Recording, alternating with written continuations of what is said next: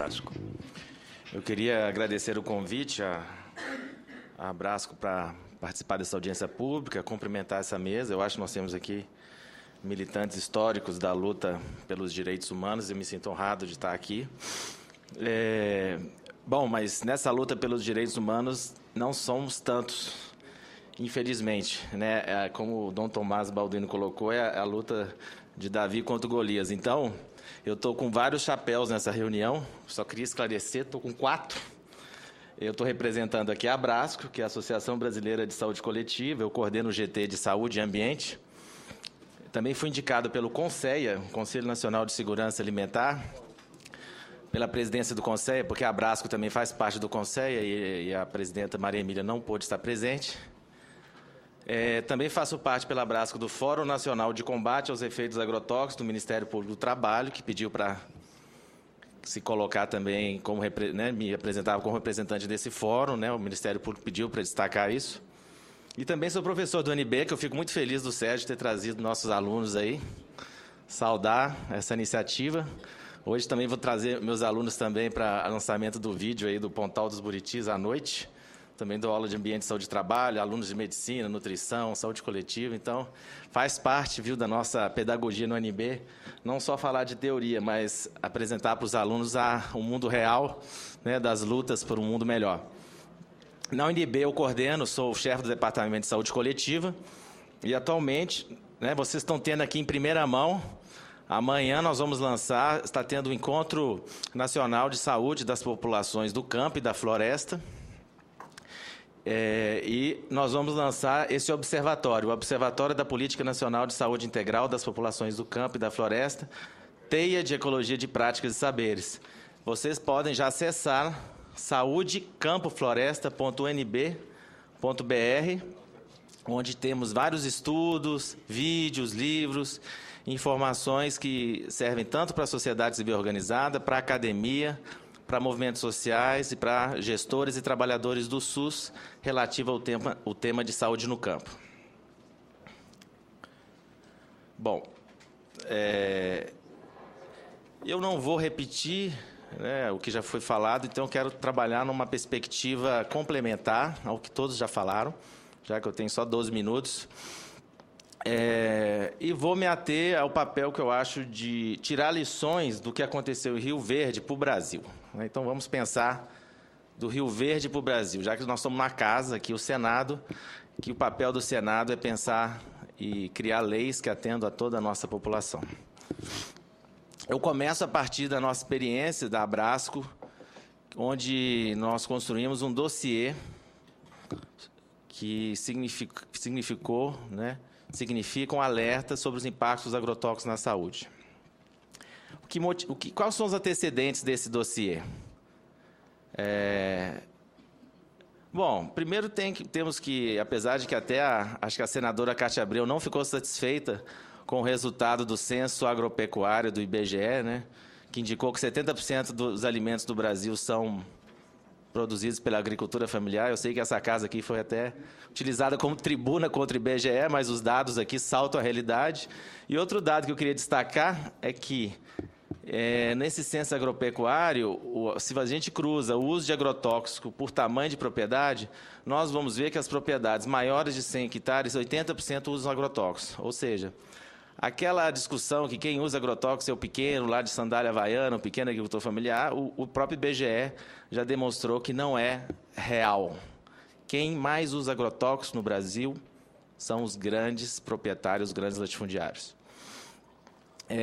Outro antecedente que nós da Brasco começamos a perceber, começaram a ser apresentadas pesquisas no país, que foi manchete desde Jornal Nacional, né, a todo tipo de mídia.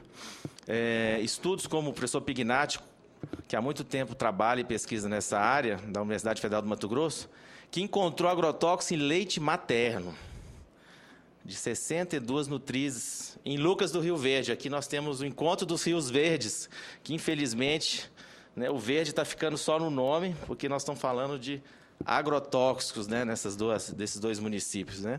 O verde está contaminado.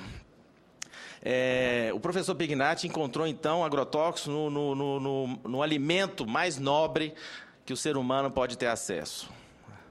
E isso, para nós que somos da saúde pública, nos coloca numa encruzilhada perversa, né?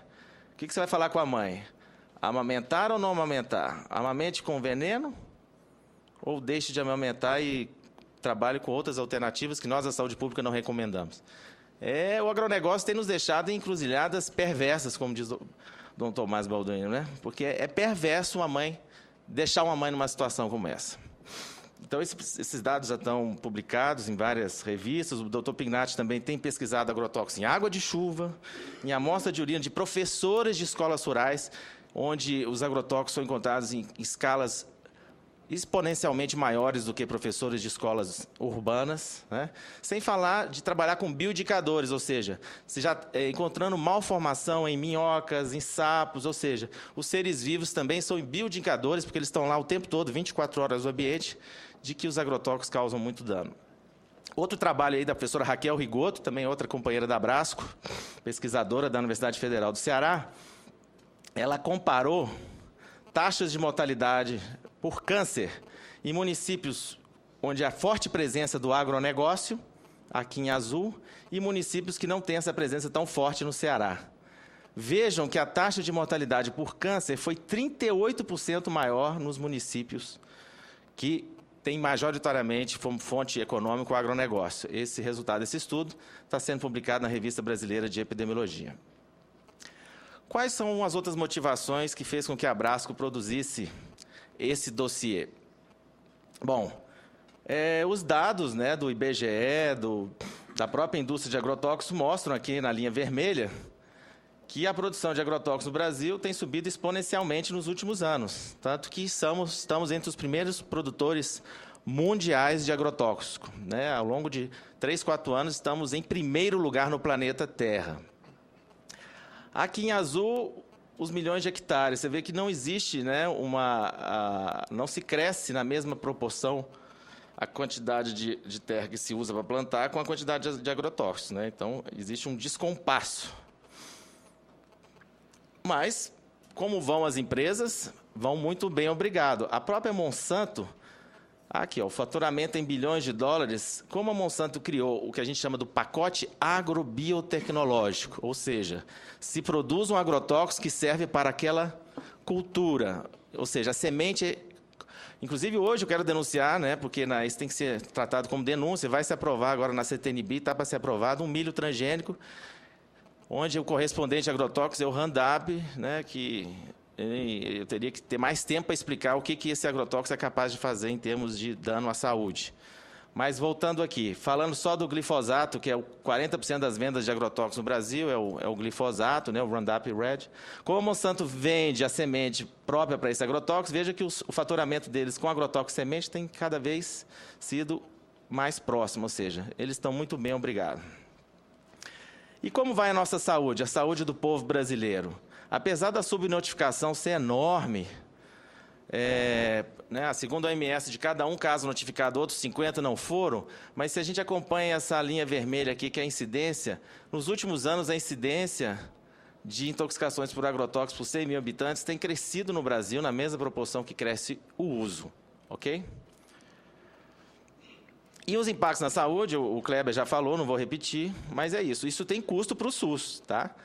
Isso já está calculado em tese de doutorado. Cada $1 gasto na compra de agrotóxicos, o SUS tem que desembolsar, ou seja, cada um de nós, cidadãos brasileiros, 1,28 para tratar.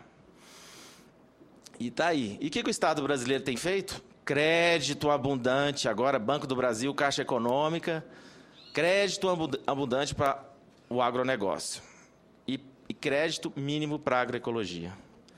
Então, também não vou dar destaque nisso aqui, porque o próprio Kleber também já colocou. Então, o Estado brasileiro é muito forte para apoiar o agronegócio e mínimo para apoiar a agroecologia, para fortalecer entidades como a Anvisa, que precisariam estar fortes, né? Para vocês terem uma ideia, a Anvisa, eu posso falar, porque eu já fui servidor da Anvisa, concursado, dessa mesma área de toxicologia. Fui colega aí da Ana Maria Vec, que agora é atual gerente. A Anvisa tem hoje em torno de 40 técnicos, 30, mais ou menos nessa base, né, Ana? 21, então caiu, né? Eu acho que eu ajudei a diminuir um pouco, eu fui para o UNB depois. Mas o que eu posso dizer é que a área similar nos Estados Unidos, né, no FDA, é de 700 pessoas fazendo a mesma coisa que faz os 20 aqui da Anvisa. Então, é claro que nós temos que defender o fortalecimento da Anvisa para ela realizar plenamente o seu papel. Só que o Estado brasileiro não coloca isso como prioridade, fortalecer a área de saúde. O fortalecimento aqui está para esse outro lado aqui, do MAPA, do BNDES, tudo para a bancada rularista e etc. Até Carnaval a BASF tem financiado para também fazer essa luta no plano ideológico, né? Haja vista aí quem ganhou o Carnaval no Rio de Janeiro nesse ano.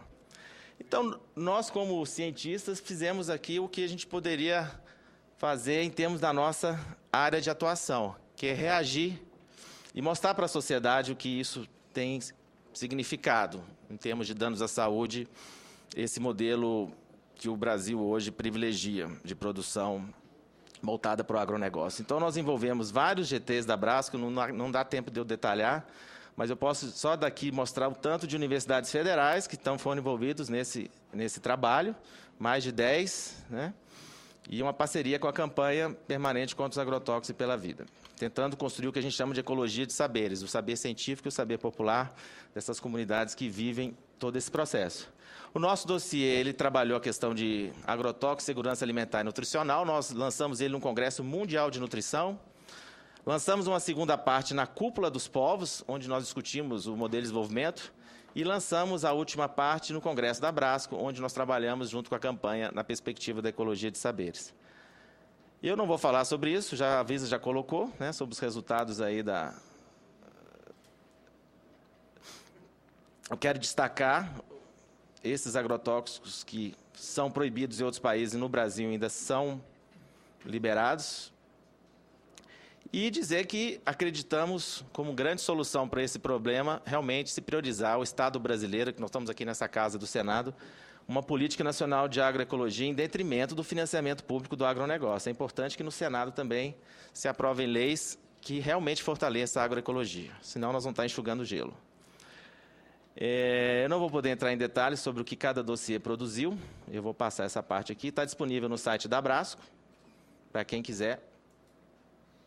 Eu só quero dizer que esse estudo nosso, eu, sem querer ser arrogante, mas eu acho que, dando devido ao peso a cada iniciativa, faz 50 anos que Rachel Carson lançou a Primavera Silenciosa nos Estados Unidos. Era uma bióloga que começou a levantar o que o agrotóxico estava fazendo nos Estados Unidos. Nessa época, os Estados Unidos era o primeiro produtor mundial de agrotóxicos.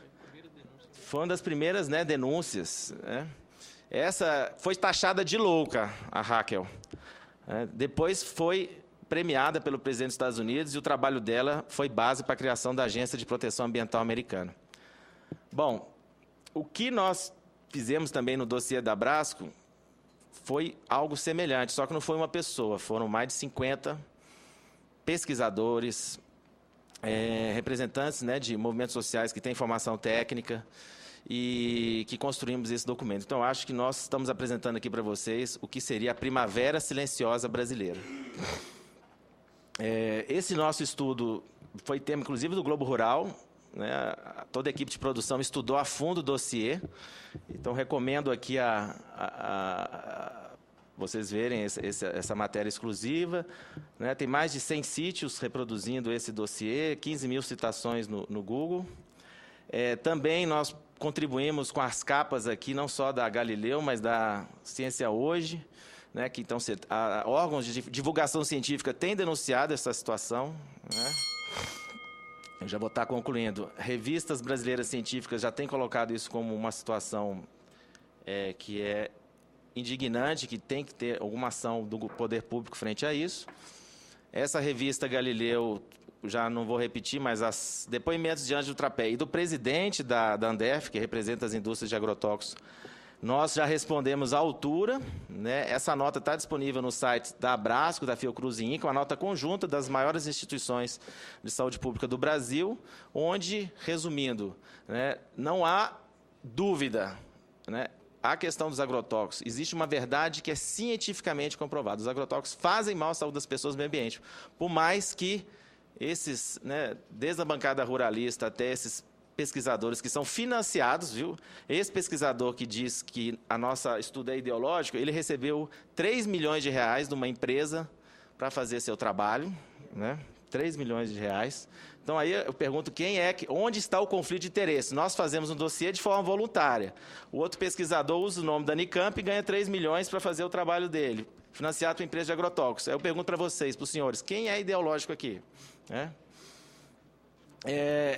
O caso Rio Verde, para terminar, que eu acho que eu fui do geral para o específico, né?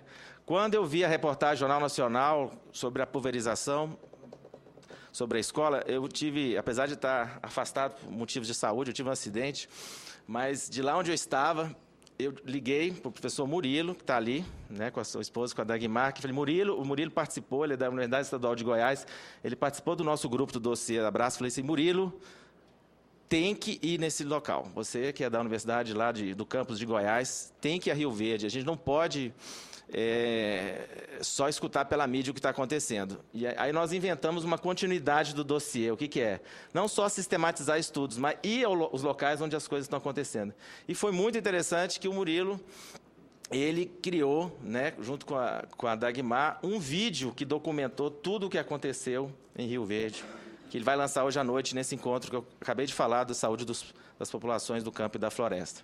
Também a Abrasco, ela foi notificada ao Ministério Público para contribuir, então nós indicamos 3 pesquisadores, né, a professora Lia Giral da Fiocruz, o professor Vanderlei Pignatti da Federal do Mato Grosso, a professora Karen da Fiocruz também, e foram a Rio Verde, conversaram com as famílias, avaliaram a escola, teceram recomendações. Então também fizemos uma visita técnica e demos nossa contribuição a tudo que aconteceu em Rio Verde, que eu acho que as populações vão ser as melhores pessoas para contar o que aconteceu.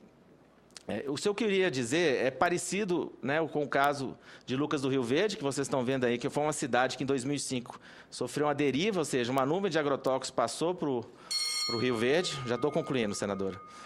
No caso agora de Rio Verde, é que foi uma escola rural, mas o que eu queria ressaltar são documentos da própria Embrapa, né, o que a gente está chamando de deriva técnica, tanto que aconteceu em Lucas quanto em Rio Verde, isso é calculado, né? Se a gente tem, mesmo com calibração, temperatura e vento ideal, cerca de 32% dos agrotóxicos pulverizados retidos nas plantas, ou seja, só chega a 32% dos agrotóxicos pulverizados. 49% vão para o solo e 19% vão pelo ar, ou seja, só fixa 30% nas plantas, quando é pulverização aérea, tá?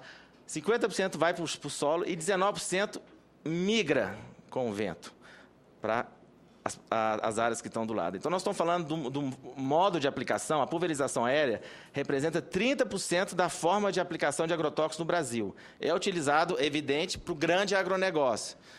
Então, nós estamos falando de 30%, nós estamos falando de muito dinheiro, muitos interesses poderosos, e que dizem que é o método mais seguro. Como que um método é seguro se, calculado pela própria Embrapa, 20% vai para o vizinho, vai para as nascentes, vão para as florestas, vão para as cidades, vão para as escolas? Que método, que segurança é isso? Na Europa já está sendo proibida a pulverização aérea, eu acho que é uma recomendação da Abrasco também que o Congresso Nacional proíba a pulverização aérea de agrotóxicos, e já existem aqui projetos de leis nesse sentido. Eu só quero falar da nossa última iniciativa, isso não é problema só do Brasil, estou concluindo. Nós estamos agora organizando um dossiê latino-americano sobre impactos agrotóxicos na saúde. Dos dias 22 a 25 de outubro, nós vamos ter colaboração de intelectuais como Boaventura de Souza Santos, que vem de Portugal também discutir esse conceito de ecologia de saberes conosco, da Associação Latino-Americana de Medicina Social, da própria campanha contra os agrotóxicos pela vida e da Universidade Popular dos Movimentos Sociais. Nós vamos trazer pesquisadores de toda a América Latina e movimentos sociais para debater isso no Ceará, porque a gente acredita que esse problema nosso também não é só do Brasil. Então, nós temos que realmente unir a América Latina para construir realmente alternativas sustentáveis, né, solidárias e justas. Obrigado.